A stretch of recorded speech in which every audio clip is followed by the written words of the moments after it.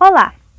Nós iremos falar sobre o eosinófilo, tendo como componentes do nosso grupo Bárbara, Mylon, Pamela, Railene e Roserlane. Bom, eu me chamo Roserlane e irei falar sobre o que vem a ser o eosinófilo e qual a sua função no sistema imune. Então, o que é o eosinófilo? O eosinófilo ele é uma célula do sistema imunológico que desempenha um importante papel na resposta do organismo a certos tipos de patógeno. E ele tem por função a ação contra parasitas multicelulares como os helmintos e também para a inflamação que ocorre em distúrbios alérgicos e para a asma. Nós também iremos falar da estrutura do eosinófilo, que é composta por citoplasma, glânulo primário, mitocôndria, aparelho de Golgi ou complexo de Golgi, corpos lipídicos, vesículas tubulares e núcleo bilobulado. Olá, eu me chamo Mylon Brasil e hoje eu irei falar sobre o citoplasma e um pouco sobre as alterações dos eosinófilos aumentados.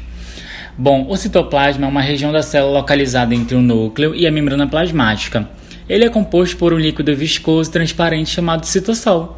A função do citoplasma é responsável pela produção de energia necessária para todas as células do corpo, delimitado pela membrana plasmática e pelo núcleo. O citoplasma preenche todo o interior da célula eucariontes.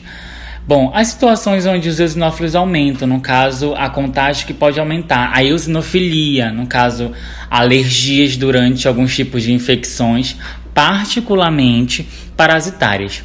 Caracterizamos como leve, moderada e grave. E o que pode ser os eosinófilos alterados, no caso, eosinófilos altos?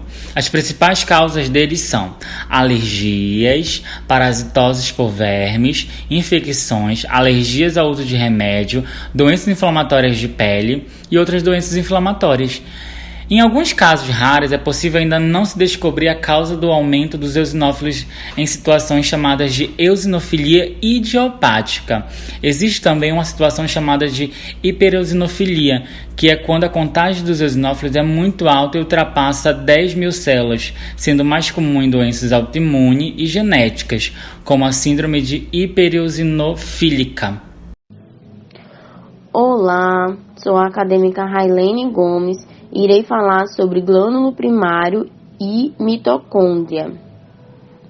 O glânulo primário, com a ausência de núcleo cristalino, contendo lisofosfolípase, que formam os cristais de Charcot-Leyde, e sua função é degradar o lisofosfolípido, precursor da PAF.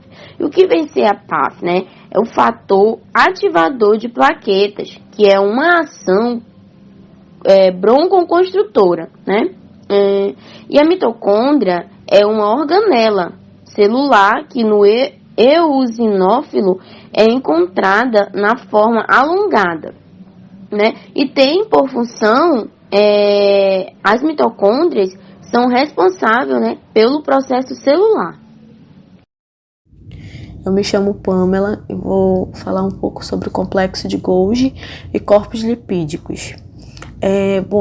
De uma forma resumida, o complexo de Golgi está relacionado com a produção, processamento e empacotamento de uma série de substâncias no interior da célula, no caso, o eosinófilos. Corpos lipídicos. Eles são conhecidos como gotículas lipídicas, são organelas ricas em lipídios, estão distribuídas no citoplasma. Tem como função o armazenamento e transporte de lipídios neutros, regulação complexa, dinâmica, e são funcionalmente ativos em diferentes condições patológicas. Olá, meu nome é Bárbara Valente e hoje eu vou falar um pouco sobre as vesículas tubulares e o núcleo bilobular. As vesículas tubulares são estruturas grandes, curvadas e em formato tubular. Também são conhecidas como vesículas de Sobreiro. Sua principal função é transportar as moléculas de grânulos.